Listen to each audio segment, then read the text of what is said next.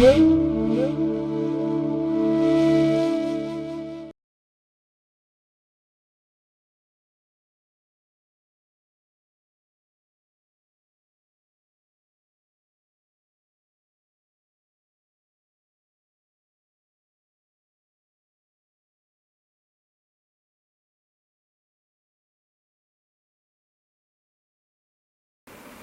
में जो है अनेकों प्रकार के जो भौतिक तत्व जो है उसका सबसे पहले किस प्रकार से उसका सृष्टि हुआ, क्योंकि इस पूरा जगत में जो है, जगत के अंदर हो या जगत के बाहर हो, भौतिक तत्वों से बनाया गया है। पिछले कुछ श्लोकों में ये बताया गया कि ये जो पूरा ब्रह्मांड है ये भौतिक तत्वों से ही कवर्ड है। 7 प्रकार का जो तत्व है, भूमि, अपः, अनल, वायु, खम और पूरा महतत्व जो है, इस पूरे ब्रह्मांड को एनवलप के जैसे कवर कर दिया है। और हर एक तत्व जो है 10 गुना बड़ा है। पहले पानी, उसके बाद अग्नि और इत्यादि जो तत्व है, एक से बढ़कर एक 10 गुना बड़ा होता है। पृथ्वी के बाहरी हिस्सा भी भौतिक तत्वों से कवर्ड है, और अंदर भी, पृथ्वी के अंदर यानी ब्रह्मांड के अंदर भी जो भी क्रिएशन हो रहा है, जो या हुआ है, वो भी भौतिक तत्वों से बनी हुई है। और ये भौतिक तत्व कैसे आया, इसके बारे में भी वर्णन कपिल मुनि ने बहुत अच्छे से समझाया हमको। और इस भौतिक ब्रह्मांड का सृष्टि करने के बाद, ये यूनिवर्सल शेल का क्रिएशन करने के बाद, इस भौतिक तत्वों के साथ भगवान जो है इस यूनिवर्सल शेल के अंदर प्रवेश करते हैं और विराट स्वरूप का धारण करते हैं। और इस विराट स्वरूप के धारण के माध्यम से इस सृष्टि में अनेकों प्रकार का और क्रिएशन आगे बढ़ाते हैं। और यही चीज़ हमको पिछले कुछ श्लोकों में से समझा रहे हैं। और यहाँ पे हम देख रहे हैं कि सृष्टि में जो अलग अलग जो क्रिएशन हो रहा है, वो सबसे पहले भगवान के विराट स्वरूप में वो प्रकट होता है। और उसके बाद जो है, उसके साथ साथ जो है इस भौतिक जगत में सृष्टि होता है। और जो भौतिक भगवान के इस जो विराट स्वरूप में जो भगवान के अनेकों बॉडीली पार्ट्स जो जागृत होता है, क्रिएट होता है, प्रभुपाद जी ने एक उदाहरण दिया है पिछले श्लोक के भावार्थ में। जिस तरह से माँ के गर्भ में जब शिशु जो है ग्रेजुअली डेवलप होता है, पहले 3 मास में कुछ डेवलप होता है, और धीरे धीरे अलग अलग जैसे समय बीतता जाता है, वैसे वैसे अनेकों प्रकार के जो लिम्स है वो फॉर्म होता है। ठीक उसी तरह से जब भगवान विष्णु या भगवान कृष्ण इस जगत में प्रवेश करते हैं विराट स्वरूप के तौर पे, और उसी तरह से इस पूरे जगत को, पूरा ब्रह्मांड को यूनिवर्सल वूम बताया गया है, विश्वगर्भ। और इस विश्वगर्भ में भगवान जो है विराट स्वरूप धारण करते समय जिस तरह से शिशु को गर्भ में अलग अलग पार्ट्स ग्रेजुअली फॉर्म होता है, उसी तरह यूनिवर्सल फॉर्म का भी भगवान विष्णु के, कृष्ण के जो विराट स्वरूप में भी अलग अलग बॉडीली पार्ट्स फॉर्म होता रहता है। और ये जो फॉर्म्स जो होता है भगवान के स्वरूप में, बॉडीली पार्ट्स जो है, this is compare to the whatever creation that is existing in this material universe. यानी इस भौतिक जगत में जो कुछ भी हम सृष्टि में देख रहे हैं, वो सबसे पहले भगवान के जो विराट स्वरूप में आता है, और उसके बाद वो यहाँ पे प्रकट होता है धीरे धीरे। जिस तरह से भगवान जब देखने के लिए इच्छा रखा। इस जगत में अगर हमको देखना है तो हमको रोशनी चाहिए। जगत अंडा, अंधकार है। ये जगत जो है एक अंधकार के स्वरूप माना जाता है, और यहाँ पे देखने के लिए रोशनी चाहिए, है कि नहीं? और रोशनी के लिए यहाँ पे सूर्य का आवश्यकता है। और जब भगवान ने देखने के लिए इच्छा रखा तो हम देख पाते हैं। तो हमें देखने के लिए सुविधा करने के लिए भगवान के जो विराट स्वरूप में भगवान देखने के लिए इच्छा रखते हैं पहले, और इसलिए भगवान ने सूर्य का निर्माण किया। भगवान के जो नेत्र है वो सूर्य का समान माना जाता है। ये ब्रह्म संहिता में भी भगवान श्री ब्रह्मदेव जी कहते हैं, यच्चक्षुरेश सवित सकल ग्रहाणाम। और ऋग्वेद में भी इसके बारे में वर्णन किया है। हम पुरुष सूक्त में इसमें हम चैंट करते हैं पुरुष सूक्त में, चक्षो सूर्यो अजायतः चंद्रमा मनसो जातः। भगवान का जो नेत्र है वो सूर्य के बराबर माना जाता है। जब भगवान देखना चाहते हैं तो सूर्य का उत्पन्न होता है यहाँ पे इस सृष्टि में, जिनके माध्यम से हम सब देख पाते हैं। ठीक उसी प्रकार आज के इस श्लोक में और क्या क्या भगवान के स्वरूप में और क्या क्या आया आगे बढ़ करके वो बताया गया यहाँ पे। निर्विभेदा विराजस्त्वाग रोमा शमशाशु आदयस्ततः। निर्विभेदा, निर्विभेदा मीन्स जागृत हुआ या अपीयर हुआ या सृष्टि हुआ। क्या सृष्टि हुआ? कहाँ पे सृष्टि हुआ? भगवान के विश्व रूप में। त्वग रोमा शमशाओ आदयस्ततः। भगवान के विश्व रूप में त्वक मतलब त्वचा, स्किन। रोमा, रोमा मतलब बाल या मुस्टैच भी है। आदयस्ततः, और उसके बाद तथा ओषधयस चा आसन शिष्णम निर्विभेदे ततः। तथा औषधयस, औषधयस मतलब औषधियाँ। औषधि के साथ साथ जो भी जड़ी बूटियाँ है, आयुर्वेद में जो जड़ी बूटियों की आवश्यकता है वो भी उत्पन्न हुआ। और शिष्णम निर्विभेदे ततः, और उसके बाद शिष्णम, शिष्णम मतलब जेनिटल्स। यहाँ पे प्रभुपाद बता रहे हैं जेनिटल्स का मतलब जन इंद्रिय, जिस इंद्रिय के माध्यम से जन उत्पत्ति, रिप्रोडक्टिव ऑर्गन साइंस में कहते हैं, वो भी उत्पन्न हुआ। जब भगवान विराट स्वरूप में स्पर्श का अनुभव करना चाहते हैं तब स्पर्श इंद्रिय जागृत होते हैं। जब स्पर्श इंद्रिय का निर्माण होता है, स्पर्श इंद्रिय के माध्यम से हम ऑब्जेक्ट्स को फील कर सकते हैं। त्वचा, त्वग रोमा, उसके बाद बाल जो है वो जागृत होता है, उसका उत्पन्न होता है। और यहाँ पे बताया गया है ये भगवान के जो विश्व स्वरूप में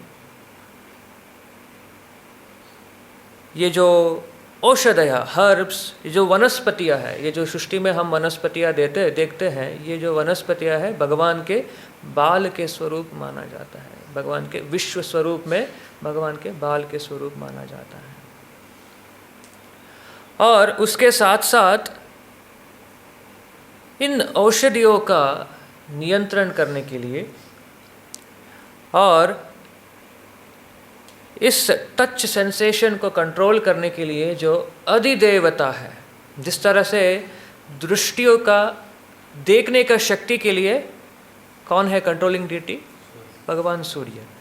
उसी तरह टच सेंसेशन या स्पर्शेंद्रिय, त्वचा, उसके जो कंट्रोलिंग डीटीज है वो भी जागृत होते हैं, उनका भी सृष्टि होता है साइड बाय साइड। और जब भगवान उनके विराट स्वरूप में जब उन्होंने चाहा कि प्रजा का सृष्टि हो इस जगत में, तो भगवान ने क्या सृष्टि किया? तब जननेन्द्रिय का सृष्टि किया।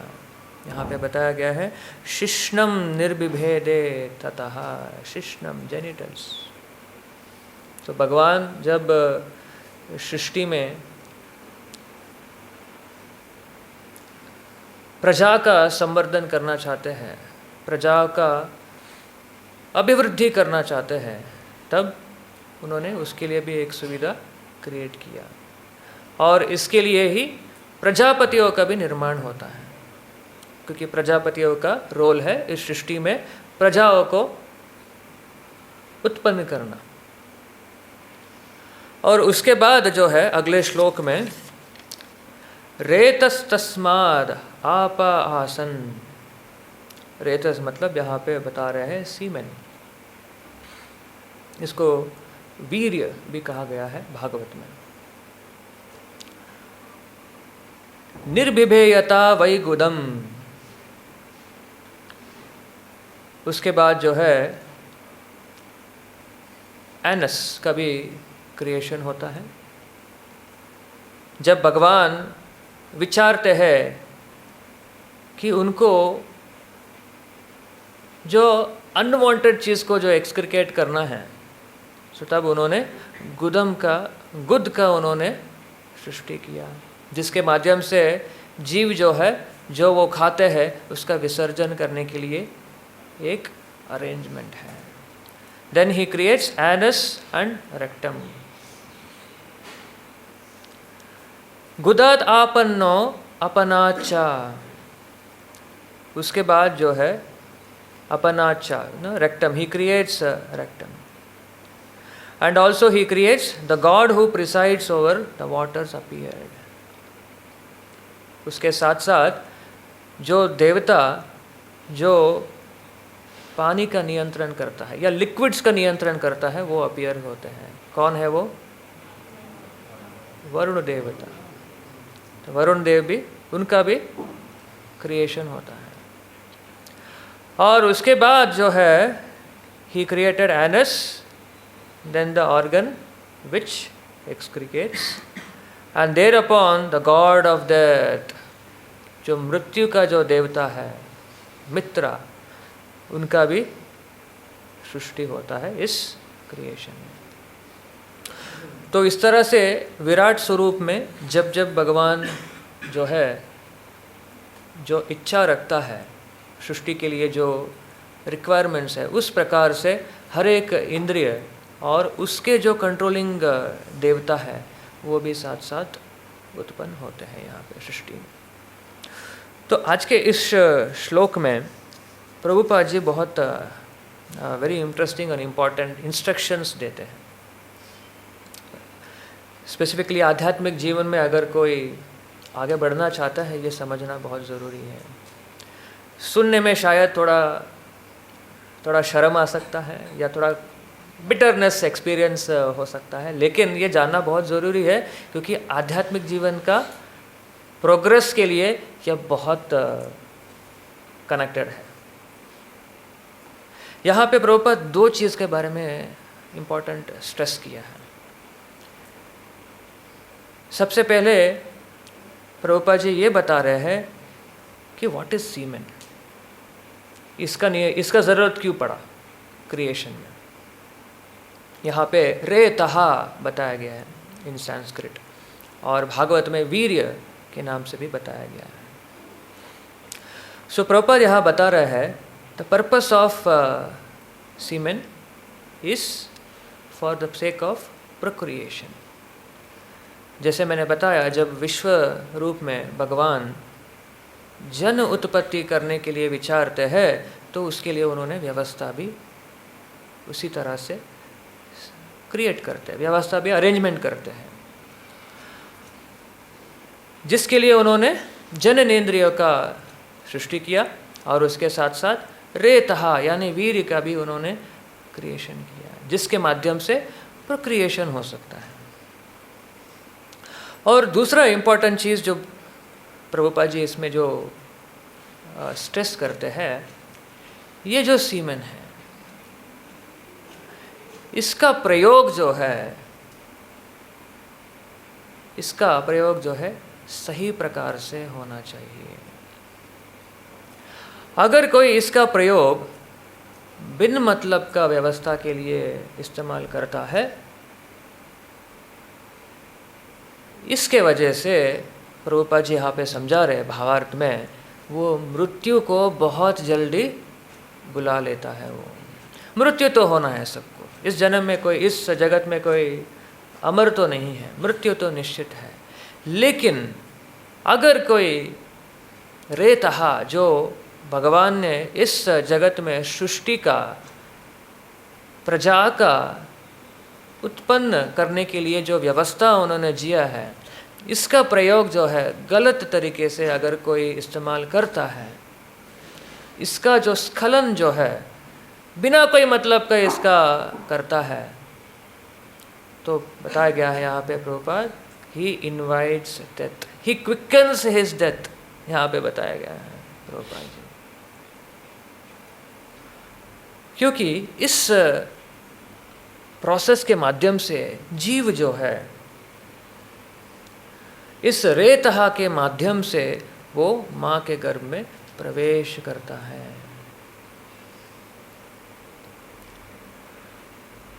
तो इसी विषय में भागवत में दूसरे स्कंद में भी इसके बारे में बहुत अच्छे से वर्णन किया है। दूसरे स्कंद में इसके बारे में वर्णन हुआ है।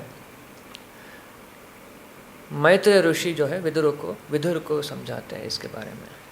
यहाँ पे मैत्रेय ऋषि कहते हैं, आपम वीर्यस्य सर्गस्य पर्जन्यस्य प्रजापतेः पुंसः शिश्ना उपस्तस्तु प्रजाति आनंदम निर्वृतेः। भाषांतर में प्रभुपाद जी बताते हैं, from the Lord's genitals originate water, semen, generatives, rains and the procreators. His genitals are the cause of a pleasure that counteracts the distress of begetting. ये जो है भगवान ने इस तरह से व्यवस्था किया है, ये हम थोड़ा समझने का प्रयास करते हैं। जब जीव जो है भगवान कृष्ण से विमुख हो करके इंडिपेंडेंटली जब आनंद विभोर रहना चाहता है, तो उनके लिए भगवान जो है कुछ व्यवस्था करते हैं ताकि वो इस भौतिक जगत में आए। इस भौतिक जगत में आना है तो कुछ प्रोसेस चाहिए, कुछ व्यवस्था चाहिए, कुछ तौर तरीका चाहिए। ऐसे उड़ के नहीं आ जाएगा जीव जो है इस भौतिक जगत में। जैसे हम एक देश से दूसरे देश में जाना है तो फ्लाइट में बैठ के चले जाते हैं ना, ऐसा नहीं होता है। आध्यात्मिक जगत से भौतिक जगत में आना है तो उसके लिए एक तरीका दिया गया है, उसके लिए एक व्यवस्था बनाया गया है। क्या है वो व्यवस्था? इस व्यवस्था के लिए भगवान जो है जननेन्द्रिय का सृष्टि करते हैं और उसके साथ साथ रेतहा यानी वीर्य का भी साथ साथ निर्माण करते हैं। और प्रोसेस क्या है, कैसे जीव जो है इस जगत में आते हैं? इस रेत के माध्यम से, वीर्य के माध्यम से जीव जो है इस योनि के शरीर में प्रवेश करते हैं। जब स्त्री और पुरुष जो है जब मिलन करते हैं तो उस प्रोसेस के माध्यम से जब इस वीर्य का प्रयोग के माध्यम से जब माँ के गर्भ में प्रवेश होता है ये जो आत्मा, तो ये जो है प्रोसेस है, ये सेट प्रोसेस है। और ये प्रोसेस क्यों दिया गया? क्योंकि जीव को आनंद लेना है, भौतिक जगत में आनंद लेना है, भगवान से विमुख होकर आनंद प्राप्त करना है, तो उसके लिए एक प्रोसेस चाहिए। वो प्रोसेस ये बताया गया है। और यहाँ पे एक और चीज़ इम्पोर्टेंट बताया गया है कि इस प्रोसेस सरल नहीं है। क्यों सरल नहीं है? प्रजाति आनंद निवृत्त है। इस प्रोसेस में बहुत सारे पीड़ा हैं। There is so much of distress in this process. जब आत्मा जो है माँ के गर्भ में प्रवेश करता है, इट इज अ डिस्ट्रेस, क्योंकि माँ के गर्भ में महीनों भर उसको रहना है, एटलीस्ट 9 से 10 महीना रहना पड़ता है उसको। इट्स अ डिस्ट्रेस, वो एक पीड़ा है। वो जो आत्मा है उसके लिए भी पीड़ा है, पूरे परिवार के लिए पीड़ा है, और जो माँ जो गर्भ को धारण करती है उनके लिए भी पीड़ा है।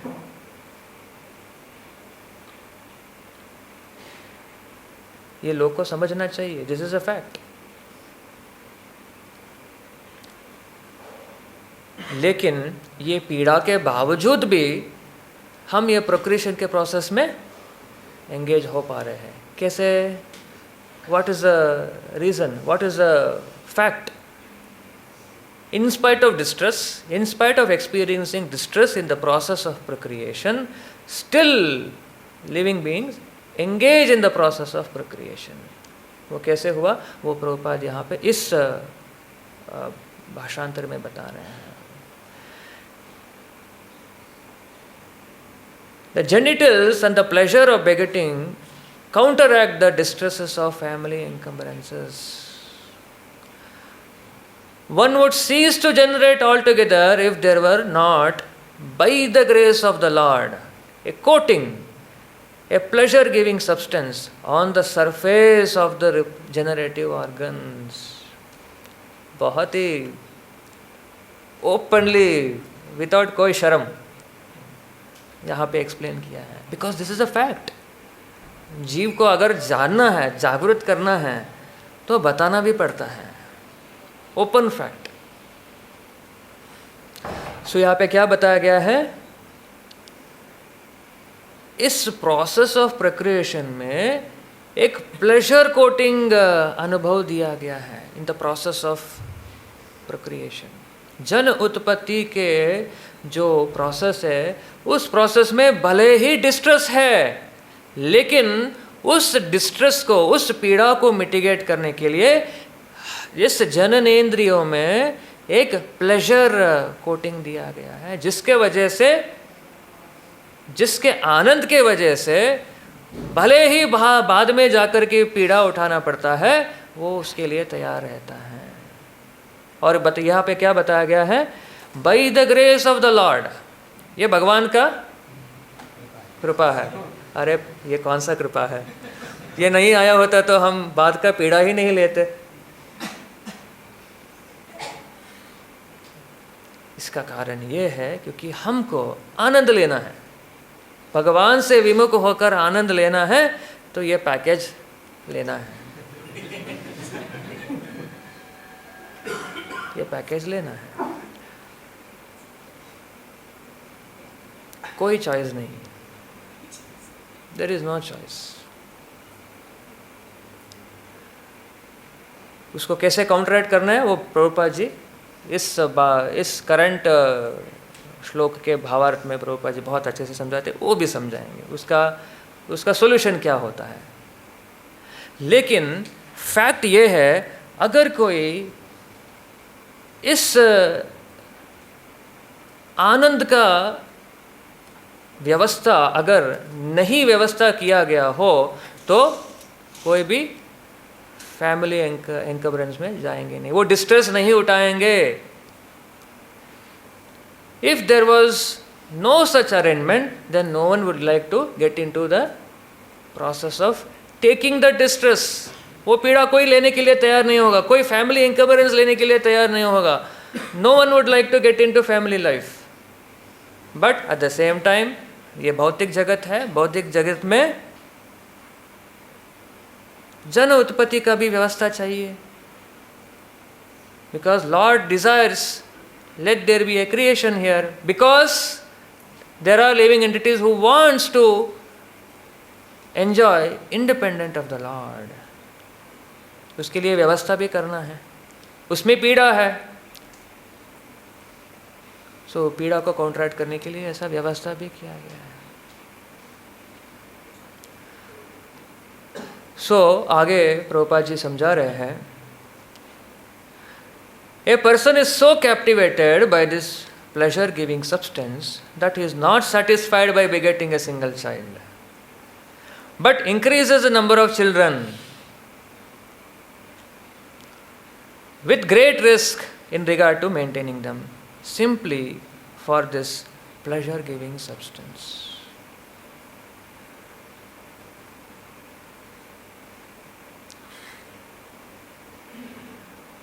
प्रभुपाद जी ये बता रहे हैं, इस आनंद से इतना कैप्टिवेटेड हो जाता है कि एक नहीं दो नहीं, अनेकों संवर्धन, अनेकों इस प्रोक्रिएशन के प्रोसेस में बार बार एंगेज होता है,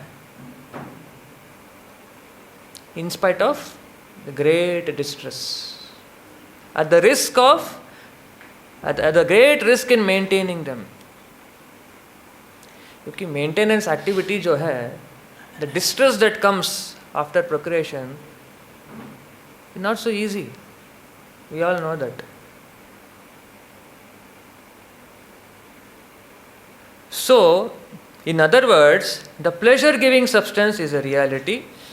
Sorry, this pleasure giving substance is not false, however, because it originates from transcendental body of the Lord. ये मिथ्या नहीं है. ये जो प्लेजर गिविंग सब्सटेंस जो है प्रोक्रिएशन के प्रोसेस में, वो मिथ्या नहीं है, वो सत्य है. क्यों सत्य है? Because it originates from the transcendental body of the Lord. भगवान के विराट स्वरूप से वो उत्पन्न हो रहा है. लेकिन उत्पन्न क्यों किया, उसके लिए एक पर्पस है. In other words, the pleasure giving substance is a reality, but it has taken on an aspect of pervertedness on account of material contamination. लेकिन भौतिक जगत में वो अलग विकार ले लिया है. What is that? It's a material contamination. It has been understood as a process of enjoyment. वो आगे बता रहे हैं Prabhupada ji. In the material world, sex life is cause of many distresses on account of material contact.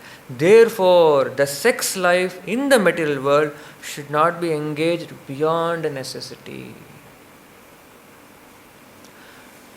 Prabhupada ji यहाँ पे बता रहे हैं, यौन जीवन जो है भौतिक जगत में अनेकों प्रकार के तापत्र्यों को क्रिएट करने वाला एक प्रॉब्लम है. तो इसलिए क्या चेतावनी दे रहा है? इसका प्रयोग जो है केवल नेसेसिटी के लिए प्रयोग करना चाहिए. और क्या नेसेसिटी है वो आगे भी बता रहे हैं. There is a necessity for generating progeny even in this material world, but such generation of children must be carried out with full responsibility for spiritual lives. वो उसको एक जिम्मेदारी के तौर पर प्रयोग करना चाहिए. ऋषभदेव भी भागवत में शिक्षा देते हैं, माता न सस्यात्, पिता न सस्यात्, गुरु न सस्यात्, देवा न सस्यात्. किसी को माता नहीं बनना है, पिता नहीं बनना है, गुरु भी नहीं बनना चाहिए. अगर आपके शरण में जो आते हैं, आपके अधीन में जो रहते हैं, अगर उनका आप न मोक्षते, अगर आप उनको मोक्ष के द्वार पर आप अगर मार्गदर्शन नहीं दे पाते हैं, तो आपको इस जिम्मेदारी को नहीं लेना चाहिए. इसका मतलब ये जो प्रोसेस है एक अरेंजमेंट है, ताकि जीव इस जगत में जब आएगा, उस वातावरण में आएगा जो एज पर स्पिरिचुअल स्टैंडर्ड आएगा, तब उसको इस भौतिक जगत में एक स्पिरिचुअलाइज्ड पर्सन, कृष्ण भावनामृत में आगे बढ़ने के लिए, प्रयास करने के लिए उसको एक प्रॉपर अरेंजमेंट, पहले से ही व्यवस्था अरेंज्ड होना चाहिए. This is the necessity of this process. Prabhupada ji कहते हैं, यौन जीवन जो है, चाहे वो जायज़ भी हो या नाजायज़ भी हो, दोनों में पीड़ा है. That is a fact. but at the same time it is an arrangement through which we are giving an opportunity for the living being to progress in a Krishna conscious way of life. जीवों को यहाँ पे जन्म से ही एक व्यवस्था दिया गया है ताकि वो कृष्ण भावनामृत में नेचुरली आगे बढ़ सके। इतिहास में एक अच्छा उदाहरण है हमारे बीच में, कश्यप मुनि और दिति का उदाहरण है। दिति ने प्रस्तावना किया मिलन के लिए, उनका भावना जो है काम से इंस्पायर्ड था, और दोनों का जो मनोभावना जो है भागवत की शिक्षा के अनुसार नहीं था। कश्यप मुनि का भी मनोभावना नहीं था। दिति जो है उनके भावना जो है, उनके मन जो है काम वासना से पीड़ित था, और कश्यप मुनि का मन जो क्रोध से पीड़ित था। क्योंकि कश्यप मुनि ने समझाया दिति को, नहीं ये सही समय नहीं है, this is not the right time to unite. बिल्कुल, बट स्टिल उसके बावजूद भी मिलन होता है। दोनों के मनोभावना जो है कृष्ण भावनामृत के अनुसार नहीं था, जिसके वजह से हिरण्यक्ष और हिरण्यकशिपु का जन्म होता है। तो इस तरह से जो है हमारा जो ये जो बताया गया है, it's a very important thing. It should be used for the necessity. There is a necessity for generating progeny even in the material world, but such generation must be carried out with full responsibility for spiritual values. Spiritual values के लिए होना चाहिए। The spiritual values of life can be realized in the human form of material existence, and human being must adopt family planning with reference to context of spiritual values. जो family planning जो है spiritual values के अनुसार होना चाहिए, ना और कोई कारण के लिए नहीं होना चाहिए। The degraded form of family restriction by use of contraceptives etc. is a grossest type of material contamination. Materialists who use these devices want to fully utilize the pleasure potency of the coating on the genitals by artificial means without knowing the spiritual importance. पूरा फाड़ के रख दिया यहाँ पे, blunt up front on the face. क्योंकि ये जो आकर्षण है भौतिक जगत में, ये सबसे उत्तम आकर्षण है। आदि रसा भौतिक जगत में the pleasure of sex life is considered to be the highest and most formidable of all the pleasures. उसके लिए जो है भौतिकवादी जो है कुछ भी करने के लिए तैयार रहता है, लेकिन शास्त्र यहाँ पे बता रहा है इसका प्रयोग किसके लिए होना चाहिए। अगर इसका प्रयोग आर्टिफिशियल मीन से करते हैं वो है material, it's a material contamination.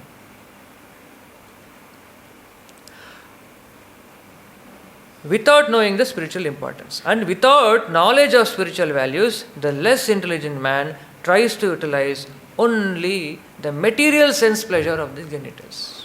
ये फैक्ट है, इस प्रोसेस में एक मटेरियल प्लेजर है, एज अ पैकेज है। बट आध्यात्मिक शिक्षा, भागवत की शिक्षा क्या है? One should engage it only for the process of प्रोक्रिएटिंग Krishna conscious children, not for any other purpose. अगर इस प्रकार से भगवान कृष्ण भी कहते हैं धर्म विरुद्धो काम अस्मि, I am that which is not against the process. I am dharma aviruddho kamo asmi. The process of procreation which is not against the religious principles, I am that. भगवान कृष्ण कहते हैं भगवद गीता में. So, this is the important instruction for us to understand, which awakens us. So, इस भावार्थ में प्रभुपाद जी और कहते हैं, वेरी इंपॉर्टेंट चीज़ है समझना, जो कृष्ण भावनामृत में जो रहना चाहता है, से फॉर एग्जाम्पल जो संत ऋषिया है, योगी जो है, आध्यात्मिकवादी जो है, वो इस वीर का प्रयोग जो है उसका नियंत्रण करता है. He doesn't simply waste it downwards.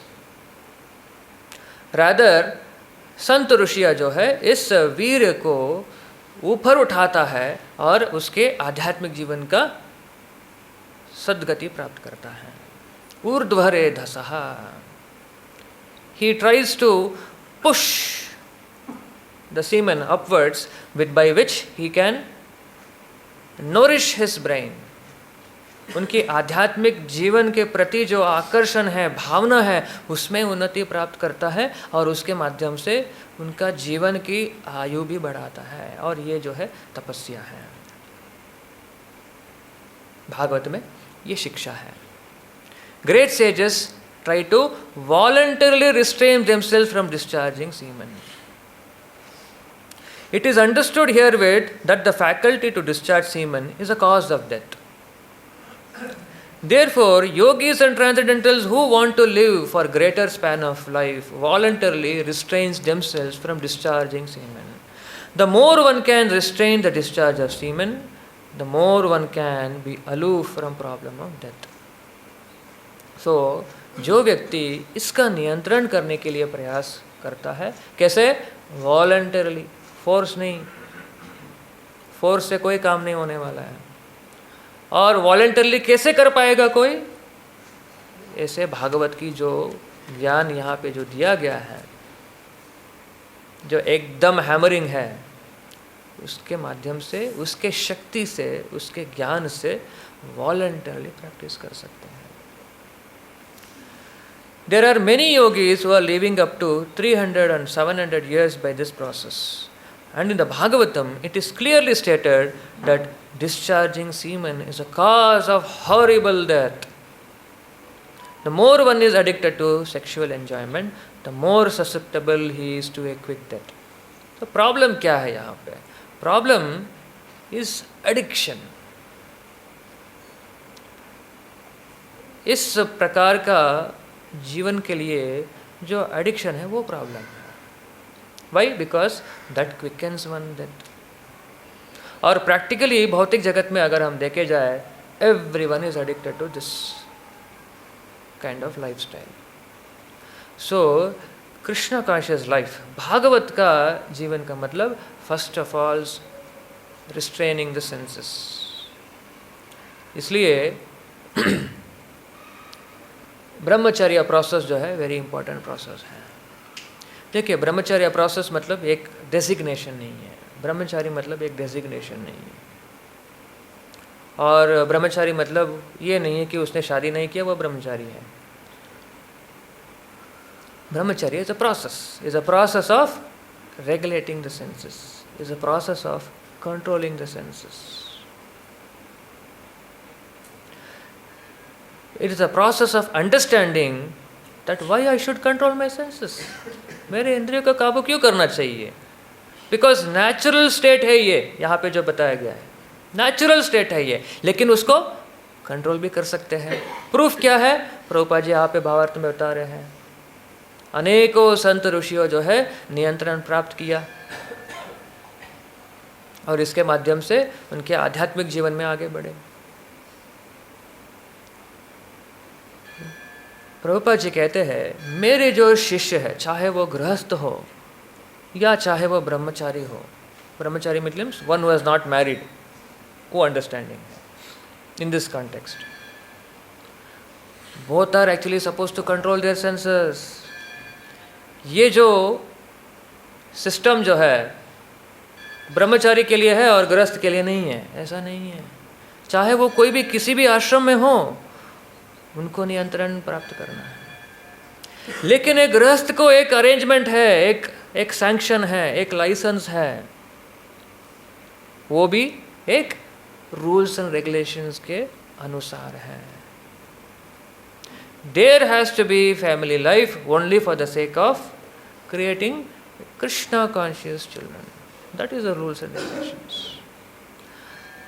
पुराने समय में, वैदिक काल में गर्भधान संस्कार हुआ करता था, where clarity है between the family members.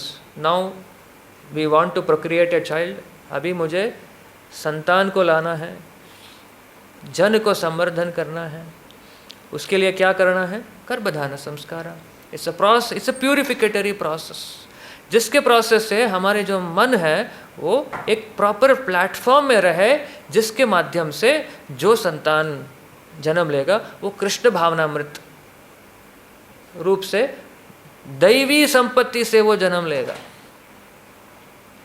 इसलिए शिशु जो है जन्म लेने के बाद कुछ महीने के बाद उसको चॉइस देते हैं, एक जगह पैसा और दूसरी जगह शास्त्र। You would have heard of it. क्या चुनता है ये? पैसा चुनता है या शास्त्र चुनता है? शास्त्र चुन लिया तो पेरेंट्स को डरना नहीं है, अरे बच्चा संत बन जाएगा,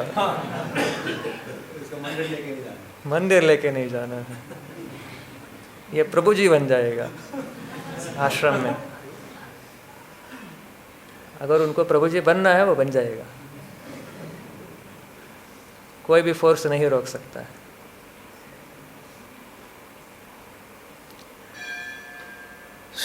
इस तरह से जो है नियम का पालन सबके लिए है, चाहे वो गृहस्थ हो या ब्रह्मचारी आश्रम में। और प्रभुपाद जी ने सिस्टम भी दिया है कृष्ण भावनामृत में। ये कृष्ण भावनामृत के व्यवस्था में भी गृहस्थ आश्रम का प्रभुपाद जी ने इक्वली अरेंजमेंट दिया है। स्पेशली वेस्टर्न वर्ल्ड में उसका वहाँ का जो लाइफस्टाइल है, it's a free mixing lifestyle. स्त्री और पुरुष के बीच में कोई रिस्ट्रिक्शंस नहीं है, फ्री मिंगलिंग। तो प्रभुपाद ने बताया immediately no free mingling, you get married, आप दोनों शादी कर लीजिए और live like A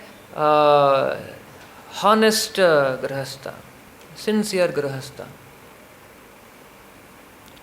So that is the arrangement which Prabhupada made for the circumstances that prevailed in the Western world. But at the same time Prabhupada जी वो भी शिक्षा देते हैं, गृहस्थ जीवन जो है it comes with a package of lot of encumbrances. यहाँ पे भी सेम चीज़ बता रहे हैं, distress of family encumbrances. There are so much of distress. So that is the understanding कि इसके माध्यम से जो है we should understand, we should realize. So this is the important instructions that we can see here, that why these arrangements are made available for us. ये व्यवस्था क्यों बनाया गया है, इसमें समझने में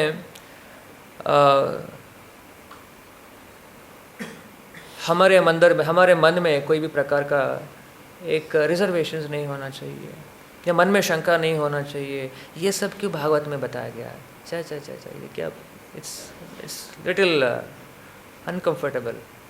no, there is a reason behind explaining such things in order to make us realise the fact क्या है, जो हमको पर्सनली सबको पता है, लेकिन उसको ज्ञान के माध्यम से, भागवत के शिक्षा के माध्यम से हमें जो है इसका भागवत हमको एनलाइटन कर रहा है। This what we should understand. ग्रंथराज श्रीमद् भागवतम की, जगत गुरु शिला प्रभुपाद की, विश्व गुरु शिला प्रभुपाद की। यस, कुछ क्वेश्चन है प्रभु जी का।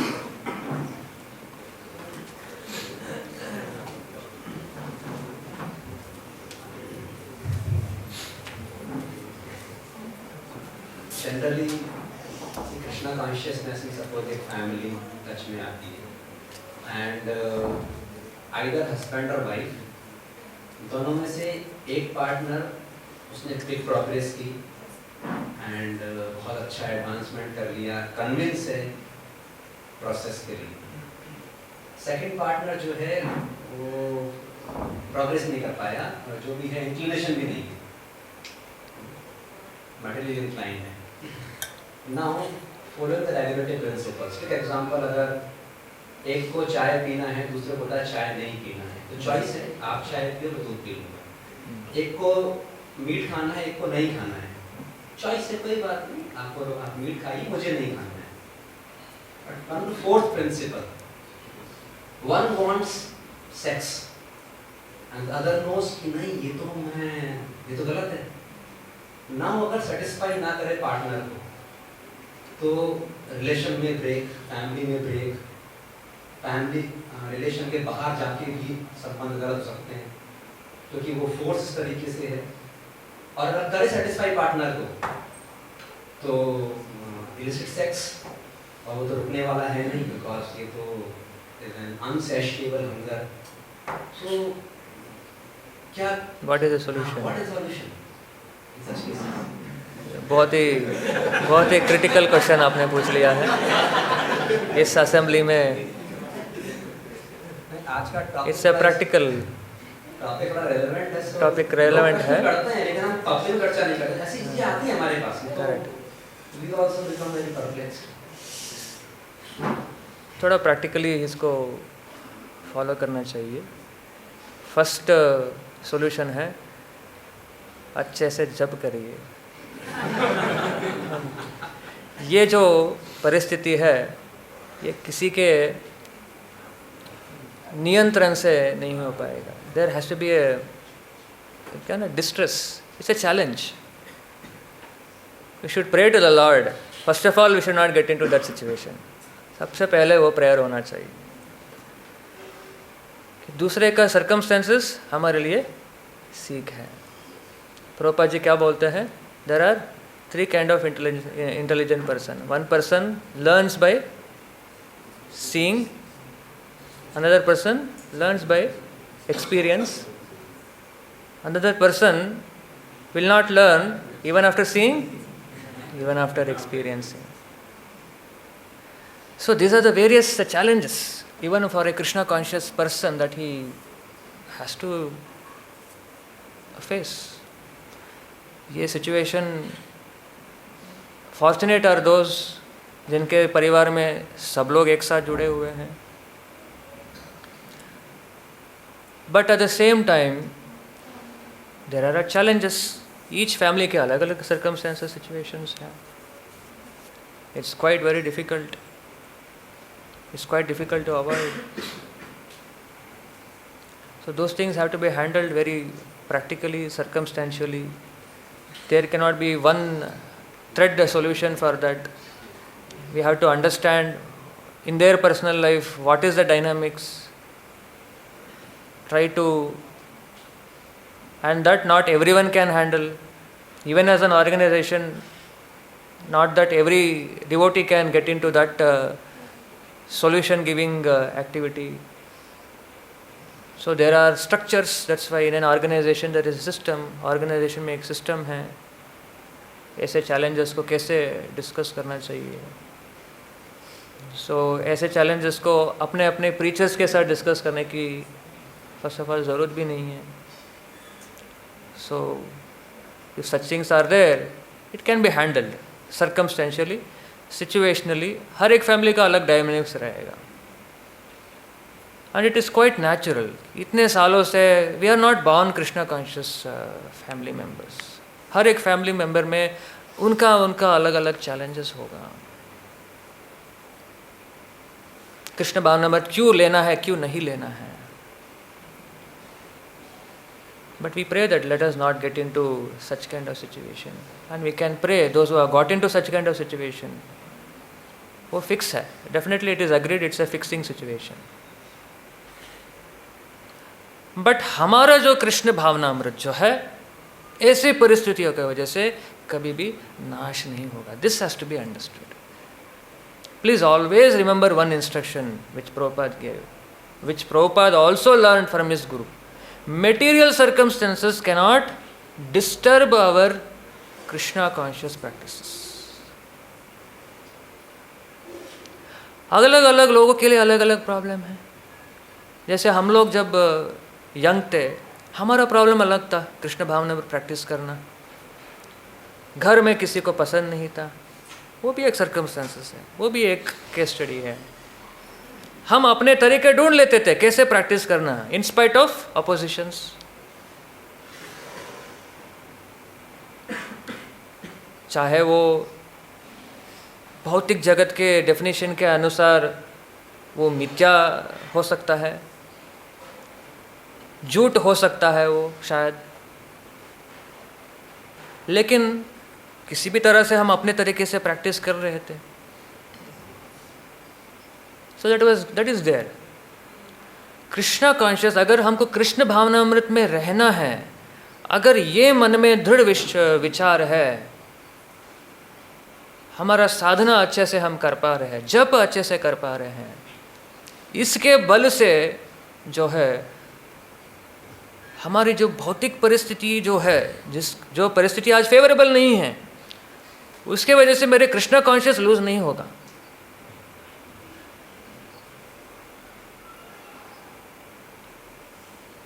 सर्कमस्टेंशियली ऐसा हो सकता है कि because of such kind of situation we may have to stop practising Krishna conscious life. मंदिर आना बंद, जप बंद, लेक्चर बंद हो सकता है। But if we are hankering, हमारे अंदर में क्या हम हार गए हैं? वो हारना नहीं चाहिए हमको अंदर से। प्रॉब्लम्स अपार्ट, प्रॉब्लम्स को सेपरेटली रखना चाहिए। हमारे कृष्ण भावनामृत को जो प्रैक्टिसेस है उसको भी सेपरेटली रखना चाहिए। लेकिन ये फैक्ट है, हमारे कृष्ण भावनामृत का जो प्रैक्टिसेस है इस प्रॉब्लम से कहीं जुड़ा हुआ है। लेकिन हाउ टू मैनेज दैट, वो एक प्रॉपर गाइडेंस, एक प्रॉपर एसोसिएशन, मंदिर के जो वरिष्ठ भक्तों है या मंदिर के बताया हुआ दिया हुआ जो सिस्टम है उसके माध्यम से हम प्रैक्टिस कर सकते हैं, करेक्ट कर सकते हैं, ऑर्गेनाइज कर सकते हैं। So this all has to be handled in a very case to case. Generic solution नहीं हो सकता है, क्योंकि फैमिली लाइफ देखिए, for the purpose of grihasthas, those who are coming to temple, they have limited time with the temple and maximum time outside the temple. So उनका life का dynamics कुछ अलग है, जिसमें as an organisation we are not getting into that unless they themselves come and express their challenges based on our experience, based on our understanding on spiritual understanding. Guidance can be given, right? Any other questions? Srila Prabhupada की, ग्रंथराज श्रीमद् भागवतम की।